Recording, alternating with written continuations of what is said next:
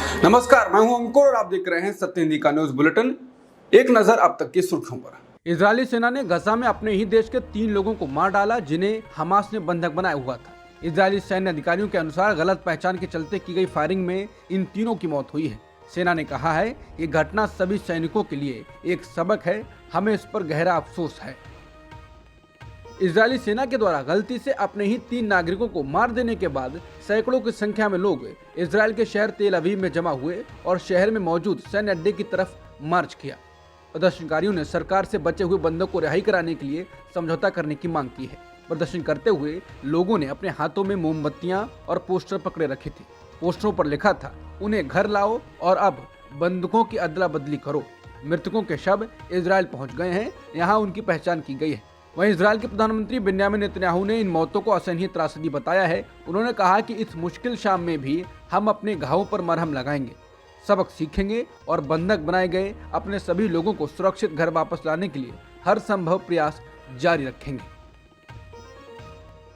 Reuters की खबर के मुताबिक अमेरिका के एक स्वतंत्र संघीय सरकारी आयोग ने बाइडेन प्रशासन से विदेशों में धार्मिक अल्पसंख्यकों को कथित रूप से निशाना बनाने का हवाला देते हुए यूएस रिलीजियस फ्रीडम एक्ट के तहत भारत को विशेष चिंता वाला देश घोषित करने का आह्वान किया है। इस संघीय सरकारी आयोग का नाम US commission on international religious freedom है।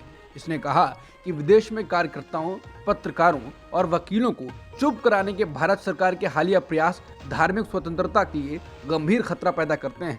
बयान में कहा गया है कि भारत व्यवस्थित तरीके से लोगों की धार्मिक आज़ादी और आस्था को निशाना बना रहा है।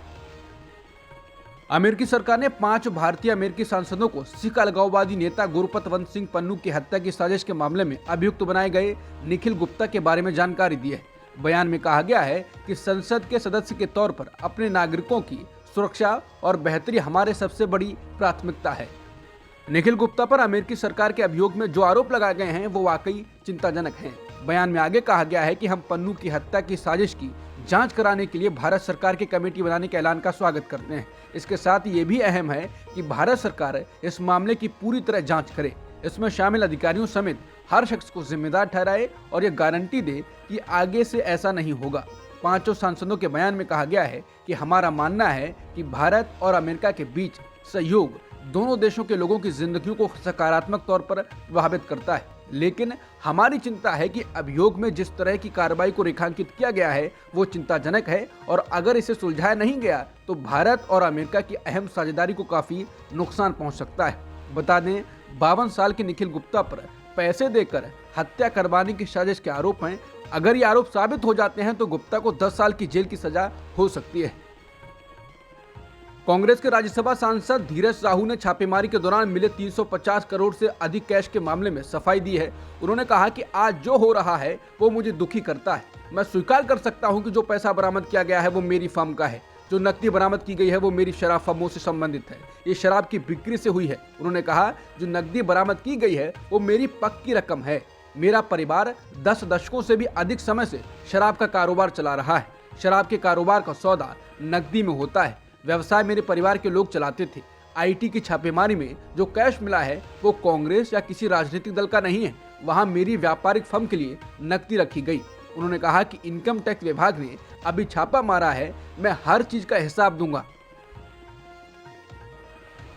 ओडिशा और झारखंड में कांग्रेस सांसद धीरज साहू से जुड़ी कंपनियों और फर्मों पर आयकर विभाग की छापेमारी के बाद दी गई सफाई पर केंद्रीय मंत्री धर्मेंद्र प्रधान ने प्रतिक्रिया दी है। केंद्रीय मंत्री प्रधान ने कहा कि दुनिया जानती है कि धीरज साहू गांधी परिवार के एटीएम थे। उनका ये जो बचाव में उत्तर है, 1 हफ्ते बाद ये लोगों के गले नहीं उतर रहा है। एजेंसी अपना काम कर रही है। एक और विषय है कि पैसा आया कहां से। कई राज्यों की आबकारी नीति को धीरज साहू अपने मन से चलाते थे। गलत तरीके से धन बनाना उनका एक नया व्यवसाय बन गया था। धीरज साहू गांधी परिवार के खास आदमी थे। संसद में सुरक्षा चूक पर राहुल गांधी ने कहा है ये चूक क्यों हुई। सबसे बड़ा मुद्दा है बेरोजगारी का।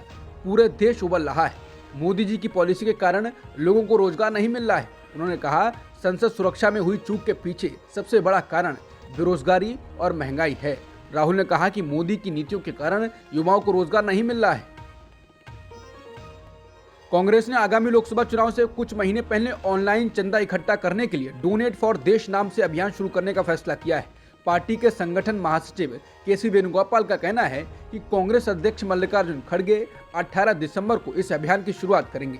कांग्रेस ने कहा कि कांग्रेस के 138 वर्ष पूरे होने पर हम देशवासियों से अनुरोध करते हैं कि 138 रुपए, 1380 रुपए, 13,800 रुपए जैसी राशि कांग्रेस को मजबूत करने के लिए कांग्रेस के खाते में डालें, ताकि कांग्रेस एक बेहतर भारत के लिए काम कर सके। उन्होंने डोनेट करने के लिए लिंक और वेबसाइट भी बताई है। कांग्रेस ने कहा कि इसके साथ ही आप हमें credit card, debit card, net banking, UPI, RTGS, NEFT और क्यूआर कोड स्कैन करके भी डोनेट कर सकते हैं। डोनेट करने वाला व्यक्ति भारत का नागरिक होना चाहिए और उसकी आयु 18 वर्ष से ज्यादा होनी चाहिए। कांग्रेस ने आज गुजरात के वरिष्ठ नेताओं के साथ बैठक की। बैठक में आज कांग्रेस अध्यक्ष मल्लिकार्जुन खड़गे और पूर्व अध्यक्ष राहुल गांधी मौजूद रहे। इस बैठक में कांग्रेस ने भविष्य की चुनौतियों के लिए कांग्रेस की तैयारियों पर गहन चर्चा की। बताया गया है कि गुजरात में कांग्रेस के संगठन को कैसे मजबूत कर सकते हैं। बैठक में इस विषय पर विचार विमर्श किया गया। सुप्रीम कोर्ट के पूर्व न्यायाधीश जस्टिस रोहिंटन नरीमन ने शुक्रवार को जम्मू कश्मीर को विशेष दर्जा देने वाले संविधान के अनुच्छेद 370 को निरस्त करने के शीर्ष अदालत के हालिया फैसले पर तीखा हमला बोला है। जस्टिस नरीमन ने कहा, ये फैसला बहुत परेशान करने वाला है और संघवाद पर बड़े पैमाने पर असर डालता है। उन्होंने कहा कि सुप्रीम कोर्ट ने इस मुद्दे पर फैसला लेने से इनकार कर एक असंवैधानिक कार्रवाई को चलने की इजाजत दे दी है। उन्होंने कहा, तो इसमें कहा गया है कि हम फैसला नहीं करेंगे, इसका मतलब है वास्तव में आपने फैसला कर लिया है। आपने इस असंवैधानिक अधिनियम को अनिश्चित काल के लिए आगे बढ़ाने की अनुमति दे दी है और आपने अनुच्छेद 356(5) को नजरअंदाज कर दिया है। ये सभी बहुत ही परेशान करने वाली बातें हैं। अनुच्छेद 370 पर बोलने के बाद जस्टिस नरीमन ने कहा कि हाल के दिनों में 3 अन्य परेशान करने वाली घटनाएं हुई। बीबीसी पर आयकर छापे, चुनाव आयुक्तों की नियुक्ति पर कानून और केरल के राज्यपाल की कार्रवाई। बीबीसी की छापेमारी पर उन्होंने कहा, ये डॉक्यूमेंट्री हमारे वर्तमान प्रधानमंत्री और उस वक्त के गुजरात के मुख्यमंत्री के बारे में बताती है, लेकिन उन पर तुरंत प्रतिबंध लगा दिया गया। टैक्स छापे मारकर बीबीसी को परेशान किया गया। इस साल की शुरुआत में हुई पहली कठिन संदिग्ध घटना थी। इसके बाद उन्होंने चुनाव आयुक्तों की नियुक्ति पर प्रस्तावित कानून के बारे में पूर्व न्यायाधीश ने कहा कि इससे स्वतंत्र और निष्पक्ष चुनाव एक कल्पना बनकर रह जाएंगे। उन्होंने कहा, मेरे हिसाब से इसे एक मनमाने कानून के रूप में खारिज किया जाना चाहिए, क्योंकि यह चुनाव आयोग के कामकाज की स्वतंत्रता को गंभीर रूप से कमजोर करता है। इसके अलावा राज्य विधानमंडल द्वारा पारित 7 विधेयकों को राष्ट्रपति के पास भेजने के केरल के राज्यपाल के कदम पर नरीमन ने कहा कि इससे राज्य की विधायी गतिविधि रुक जाएगी। ये इस साल तीसरा सबसे परेशान करने वाला तथ्य है। अरबपति कारोबारी गौतम अडानी के अडानी समूह ने समाचार एजेंसी IANS में 50% से अधिक हिस्सेदारी खरीदने का ऐलान कर दिया है। समाचार एजेंसी पीटीआई ने अडानी एंटरप्राइजेज के हवाले से ये जानकारी दी है। अडानी एंटरप्राइजेज ने बताया, AMG मीडिया नेटवर्क्स लिमिटेड ने IANS मीडिया प्राइवेट लिमिटेड के इक्विटी शेयरों में 50.50% हिस्सेदारी हासिल कर ली है। अडानी समूह ने हालांकि इस सौदे की राशि का ऐलान नहीं किया है। बता दें, इस समूह ने पिछले साल मार्च में क्विंटिलियन बिजनेस मीडिया को खरीदा था। उसके बाद दिसंबर में इसने जाने माने न्यूज चैनल NDTV में लगभग 65% खरीदारी कर ली थी। BRS की नेता के कविता ने केंद्रीय महिला एवं बाल विकास मंत्री स्मृति ईरानी के उस बयान को गलत ठहराया है जिसमें उन्होंने कहा था कि मासिक धर्म के दौरान महिलाओं को छुट्टी देने की किसी पॉलिसी की जरूरत नहीं है। इसको लेकर कविता ने कहा कि राज्यसभा में मासिक धर्म संबंधी संघर्ष को ईरानी द्वारा खारिज किए जाने से वो निराश हैं। उन्होंने ईरानी की उस टिप्पणी का जवाब देते हुए कहा कि मासिक धर्म कोई विकल्प नहीं है, ये एक बायोलॉजिकल रियलिटी है। पेड लीव से इनकार करना अनगिनत महिलाओं द्वारा सहे जाने वाले वास्तविक दर्द को नजरअंदाज करता है। राजस्थान के मुख्यमंत्री भजनलाल शर्मा ने शुक्रवार को कहा कि राज्य में संगठित अपराध को नियंत्रित करने के लिए एक एंटी गैंगस्टर टास्क फोर्स का गठन किया जाएगा, जबकि एक विशेष जांच दल सरकारी परीक्षा पेपर लीक मामलों की जांच करेगा। अपने शपथ ग्रहण के कुछ घंटों बाद शुक्रवार रात मुख्यमंत्री कार्यालय में एक प्रेस कॉन्फ्रेंस में भजनलाल शर्मा ने कहा कि महिलाओं की सुरक्षा और अपराध और भ्रष्टाचार को जड़ से हटाना उनकी सरकार की सर्वोच्च प्राथमिकता होगी। पाकिस्तान में 8 फरवरी को चुनाव होने हैं, जिसको लेकर सुप्रीम कोर्ट के आदेश पर चुनाव आयोग ने चुनाव शेड्यूल जारी कर दिया है। शेड्यूल के मुताबिक उम्मीदवार 20 से 22 दिसंबर तक अपना नामांकन पत्र जमा कर सकते हैं। दिल्ली के मेयर शैली ओबेरॉय ने शुक्रवार रात को दावा किया कि उनका फेसबुक अकाउंट हैक हो गया है। उन्होंने एक्स पर ट्वीट किया कि आप सभी को सूचित करना है कि मैं कुछ दिनों से अपने फेसबुक पेज तक नहीं पहुंच पा रही हूं, इसे हैक कर लिया गया है। हम इसे यथाशीघ्र पाने का प्रस्ताव कर रहे हैं। अगर मेरे पेज के जरिए कोई असामान्य गतिविधि होती है तो कृपया इसके बारे में जागरूक रहें। मुंबई इंडियंस के प्रमुख बल्लेबाज सूर्य कुमार यादव भी रोहित शर्मा की कप्तानी जाने से खुश मालूम नहीं पड़ रहे हैं। सूर्या ने सोशल मीडिया पर एक पोस्ट किया है। हालांकि इसमें ना तो उन्होंने कुछ लिखा है और ना ही किसी को टैग किया है। सूर्य कुमार यादव ने सिर्फ एक इमोजी पोस्ट की है। ये टूटे हुए दिल की इमोजी है। सूर्या ने एक्स के साथ इंस्टाग्राम स्टोरी पर भी ये इमोजी लगाई है। कयास लगाए जा रहे हैं कि ये रोहित शर्मा के लिए ही है। मुंबई इंडियंस ने हार्दिक पांड्या को अपना नया कप्तान बना दिया है, जिसके बाद रोहित शर्मा के फैंस निराश नजर आ रहे हैं। भारत की महिला क्रिकेट टीम ने मुंबई में खेले गए टेस्ट सीरीज के इकलौते मैच में इंग्लैंड को 347 रन के बड़े अंतर से हरा दिया।